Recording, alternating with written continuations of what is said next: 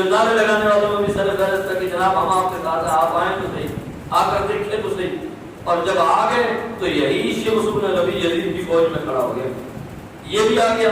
اور حجر بن الاحجار یہ تینوں آ کر حضرت امام علی مقام کے بھائی حضرت غازی عباس کو کہنے لگے کہ عباس تو فرات کا پانی کہتا ہے نا کہ تمہاری اہل بیت کو دے دیا جائے. انہوں نے کہا صرف فرات کا نہیں، اگر پوری زمین پانی ہو جائے نا، ساری زمین پر پانی پانی ہو جائے، پھر بھی ہم اہل بیت کو پانی کی ایک بوند بھی پینے نہیں دیں گے. تمہارے خیموں تک ہم پانی کی ایک بوند بھی نہیں جانے دیں گے. جب یہ بات دیکھی تو حضرت عباس نے کہا کہ پھر مجھے روک کر دو. وہ تو کیونکہ ظاہر بات ہے تقدیر کے فیصلے ہو چکے تھے کہ اہل بیت کے اس حال میں شہید ہونا تھا، وغیرہ کسی کی مجال نہیں تھی کہ حضرت عباس کو روک لیتے پانی سے.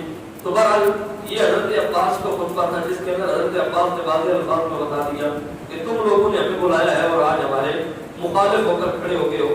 اور دوسرا خطبہ ہے حضرت امام علی مقام کا. امام علی مقام نے فرمایا بے وفاؤ تم نے مجھے خطوط لکھ کر بلایا ہے. اب سوال یہ پیدا ہوتا ہے کہ خط حضور کے صحابہ نے لکھے تھے. صحابہ تو حضور کریم نبی صلی اللہ علیہ وسلم کے زیادہ تعداد میں مدینہ کے اندر، اور حسین ان کے پاس تھے. تو مدینہ سے حسین کو کوفہ کون بلانا چاہتا تھا؟ امام علی مقام کو خط کس نے لکھے تھے؟ اور امام علی مقام کس سے مخاطب ہو رہے ہیں کہ تم نے خطوط لکھ کے ہمیں بلایا ہے، قاصد بھیجے ہیں اور یہ وعدہ کیا ہے کہ آپ ہماری رہنمائی فرمائیں، ہم آپ کا ساتھ دیں گے. اور اگر آپ نے ہماری رہنمائی نہ فرمائی تو ہم خدا کے حضور آپ کی شکایت کریں گے دامن پکڑ کر کہ ہم نے رسول کے شہزادے کو بلایا تھا لیکن وہ نہیں آیا. امام علی مقام نے فرمایا جب ہم آ گئے تو اب تم یزید کے ساتھ کھڑے ہو، تمہیں شرم کرنی چاہیے. امام علی مقام نے فرمایا کہ تمہیں تو چاہیے تھا کہ ہمارا استقبال کرتے، احترام کرتے، ہماری عزت کرتے، ہمارے وقار کا خیال رکھتے، لیکن تم نے کیا کیا؟ تم نے بجائے اس کے کہ ہمارے ساتھ کھڑا ہونے کے تم نے ہمارے مخالف کھڑا ہونے کو پسند کیا. تو امام علی مقام کے خطبے کے بعد جب امام علی مقام نے خطبہ ختم کیا نا، امام علی مقام نے رائے پوچھی. یہ نہیں کہ خطبہ ختم کر کے امام علی مقام لڑنا شروع ہو گئے. امام علی مقام نے رائے پوچھی کیا کہتے ہو، جو کچھ میں نے کہا تمہاری سمجھ کے اندر آیا ہے یا نہیں؟ یہ سارا تعارف امام علی مقام پہلے کروا چکے تھے کہ میں رسول اللہ صلی اللہ علیہ وسلم کا نواسہ ہوں، علی کا بیٹا ہوں، فاطمہ کا لال ہوں، اور وہ سارے معاملات کہنے کے بعد دل فرمایا کہ ہمیں تم نے بلایا ہے اور یہ معاملات کیے ہیں. اس کے بعد پوچھا اب تمہاری رائے کیا ہے؟ تو وہ سارے بیعت زبان ہو کر کہنے لگے کہ حسین ایک ہی بات ہے، یزید کی بیعت کر دو، ہم تمہارے ساتھ. اس کا مطلب یہ ہوا کہ یہ کرکٹ کی طرح رنگ بدلنے والے لوگ کبھی خط لکھ کر بلا لیتے ہیں، کبھی مسلم بن حکیم کے ہاتھ پر 40,000 کی تعداد میں بیعت کر لیتے ہیں، اور کبھی معاملہ یہ ہوتا ہے کہ اسی مسلم بن حکیم کے لیے رات کے اندھیرے میں کوئی گھر کا دروازہ کھولنے کے لیے تیار نہیں ہوتا، وہ مسلم بن حکیم دروازہ کھٹکھٹا کے کہتا ہے کہ میں رسول اللہ کے نواسے کا چچا زاد بھائی ہوں، میں امام حسین کا بھیجا ہوا قاصد ہوں تمہاری طرف، اور مجھے اپنا نیب بنا کر حسین نے بھیجا ہے. لیکن سوال ہی پتہ نہیں ہوتا کہ کسی کے جو ہے وہ اوپر کوئی اثر کرے بات. تو امام علی مقام نے جب یہ بات کی نا تو وہ کہنے لگے کہ یزید کی بیعت کر لیں تو ہم آپ کے ساتھ ہیں، اگر یزید کی بیعت نہیں کرتے تو پھر لڑنے کے لیے تیار ہو. تو سوچنے کا مقام ہے، ڈوب مر جانے کا مقام ہے کہ آج پانی پلانے کا کیا فائدہ، آج سبیلے لگانے کا کیا فائدہ، آج جھنڈے اٹھانے کا کیا فائدہ، آج نعرے لگانے. یہ نعرے کوئی محبت میں نہیں لگ رہے، ہم کسی کی نیت پر شک نہیں کرتے، اللہ ہر ایک والے بیت سے محبت کرنے کی توفیق عطا فرمائے. لیکن کسی چیز کا پس منظر بھی ہوتا ہے. یہ نعرے محبت میں نہیں لگ رہے، یہ نعرے اس شرمندگی میں لگ رہے ہیں جو کچھ کربلا میں ہوا ہے، اور وہ شرمندگی آج تک جا نہیں رہی، اس لیے یہ معاملات ہو رہے ہیں. اگر نہ امام علی مقام اور ہمارے استاد سے وہ بڑی خوبصورت بات کیا کرتے تھے، کہتے ہیں کہ کوئی بندہ قتل ہو جائے نا، کوئی بندہ کسی کو قتل کر دے، شہید کر دے، مار دے، تو پولیس والے جب تفتیش کرتے ہیں، جب وہ انویسٹیگیشن والے آتے ہیں تو چیکنگ ہوتی ہے. اگر کسی کے پاس آلہ قتل برآمد ہو جائے، چھری سے مارا ہے تو چھری نکل آئے، پسٹل سے مارا ہے تو پستول نکل آئے، اور مقتول اگر موٹر سائیکل پہ سوار تھا تو موٹر سائیکل نکل آئے، مقتول گاڑی پہ سوار تھا تو گاڑی نکل آئے، مقتول نے اگر جو ہے وہ سونے کی انگوٹھی پہنی ہوئی تھی تو کسی کے پاس سے انگوٹھی نکل آئے، مقتول نے اگر سونے کی چوڑیاں پہنی ہوئی تھی تو کسی کے پاس سے چوڑیاں نکل آئے. تو کہتے ہیں اس کا مطلب کیا ہوتا ہے؟ پولیس سمجھتی ہے، انویسٹیگیشن والے ادارے سمجھتے ہیں کہ چھری کا اس کے پاس سے نکلنا اس بات کی دلیل ہے کہ قاتل یہی ہے، پسٹل کا اس کے پاس سے نکل آنا اس بات کی دلیل ہے کہ قاتل یہی ہے، مقتول کی سواری کا اس کے پاس سے نکلنا اس بات کی دلیل ہے کہ قاتل یہی ہے، مقتول کی اشیاء استعمال کا ان کے پاس سے نکلنا اس بات کی دلیل ہے کہ قاتل یہی ہے. اب سوال پیدا ہوتا ہے کہ جھولے کہاں سے نکلتے ہیں؟ علی اصغر کے جھولے کہاں سے نکلتے ہیں؟ حضرت عباس علم بردار کے علم کہاں سے نکلتے ہیں؟ حضرت علی اکبر کا تابوت کہاں سے نکلتا ہے؟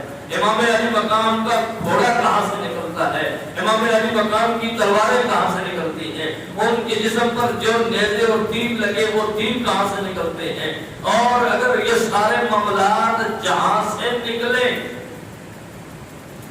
آپ کو بتانے کی ضرورت نہیں ہے، پھر سمجھ جانا چاہیے کہ مقتول کو کل جن کے بڑوں نے قتل کیا تھا سامان 19 کے برآمد ہو رہا ہے، سامان وہی سے نکل رہا ہے، اس لیے کہ یہ تو آج کبھی یہی دستور ہے اور وہ ہو نہ ہو.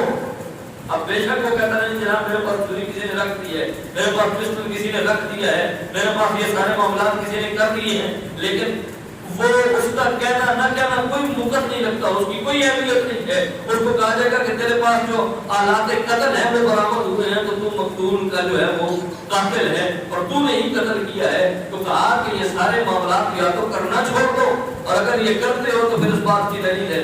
مجھے ایک بندہ کہنے لگا کیونکہ کئی لوگوں کے جو ہے نا وہ یہ معاملات نہیں ہے کہ وہ وضو کے اندر ان کی طہارت کا اپنا طریقہ مجھے تو نہیں پتا، تو وہ مسح کو جو ہے وہ جائز نہیں سمجھتے. تو کہنے لگا گردن پر ہاتھ کا جو مسح کرتے ہیں نا گردن پر، تو یہ جو مسح کرتے ہو اس بات کی دلیل ہے کہ تم اشارہ کرتے ہو کہ گردن حسین کو ہم نے کاٹا ہے. میں نے کہا ہم تو صرف مسح کرتے ہیں، باقی جو معاملات ہیں وہ تو کہیں اور سے برآمد ہوتے ہیں.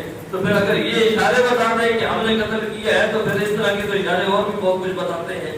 تو امام علی مقام نے کہا کہ تم نے بلایا اور یہ معاملات کیے، تو امام علی مقام کا خطبہ بھی بتا رہا ہے اور غازی عباس نے جو کلمات ادا کیے وہ کلمات بھی بتا رہے ہیں کہ بلانے والے کون تھے، بے وفائی کرنے والے کون تھے. اور اچھا پھر سب سے بڑی بات یہ کہ یہ تو کامن سینس کی بات ہے کہ بقول ان لوگوں کے کہ امام علی مقام کے ساتھ صحابی کوئی بھی نہیں آیا. بھائی ان کی بات مان لیتے ہیں، ہم ایسے چیز کو نہیں مانتے. ان کی بقول کے صحابی امام علی مقام کے ساتھ کوئی نہیں آیا. ٹھیک ہو گیا جی، صحابی امام علی مقام کے ساتھ کوئی نہیں آیا. اب سوال یہ پیدا ہوتا ہے کہ امام علی مقام کے ساتھ کتنے لوگ تھے بات کر، ٹوٹل ملا کے کچھ تعداد بنتی ہے. سوال یہ پیدا ہوتا ہے کہ جو مسلم بن عقیل کے ہاتھوں پر 40,000 بندہ بیعت کرنے والا تھا، جس کی وجہ سے مسلم بن عقیل نے امام علی مقام کو قتل کر کربلا میں بلایا تھا، وہ 40,000 بندہ کوفہ سے کہاں غائب ہو گیا؟ کوفہ کا ہی رہائشی بندہ 40,000 بیعت کر رہا ہے، اور وہی بندہ جب حسین آتے ہیں حالات بدلتے ہیں، ابن زیاد کوفہ کا گورنر بنتا ہے، تو ان 40,000 بندوں میں سے کوئی ایک غیرت مند بندہ بھی نہیں تھا کہ جو حسین کے مقابلے میں کھڑا ہوتا. پھر دوسری بات کہ وہ جو فوج امام علی مقام کے مقابلے میں کھڑی تھی، امام علی مقام نے ان کو کوفیوں کہہ کے مخاطب کیا. اس کا مطلب یہ ہے کہ کوفہ والے نہیں، ایک کوفہ کے، اگر ایک کوفہ کے تو وہ 40,000 جو امام علی مقام کے ساتھ تھے. چلو ٹھیک ہے کچھ غدار بھی ہوں تو وہ یزید کے ساتھ ہو گئے. تو جنہوں نے بیعت کی تھی، اب سوال یہ پیدا ہوتا ہے کہ صحابہ تو چلو ہو گئے بے وفا، وہ تو امام علی مقام کے ساتھ نہیں کھڑے ہوئے، انہوں نے ساتھ نہیں دیا، اکیلا چھوڑ دیا. لیکن بتاؤ تو صحیح کہ بڑے وفاداروں، جب تم نے بیعت کی اور مسلم بن عقیل نے اس بیعت کی وجہ سے خط لکھا تو پھر امام علی مقام کو تنہا کیوں چھوڑ دیا؟ بس خلاصہ کلام یہ بنتا ہے کہ وہ جو 40,000 امام علی مقام کے بھائی کے ہاتھ پر بیعت کر رہا ہے نا، وہی جب حالات بدلے تو ان میں سے کچھ تو گھروں کے اندر چھپ کے بیٹھ گئے، اور جو 22,000 کا لشکر امام علی مقام کے مقابلے میں کھڑا ہے، کچھ فوجی تھے جو بیعت سے بلائے گئے، وگرنہ سارے کے سارے کوفہ کے وہی لوگ جو امام علی مقام کے ہاتھ پر بیعت کرنے والے تھے اب یزید کے ساتھ کھڑے ہو گئے۔ اب انہوں نے یزید کا ساتھ دینا پسند کیا، پر امام علی مقام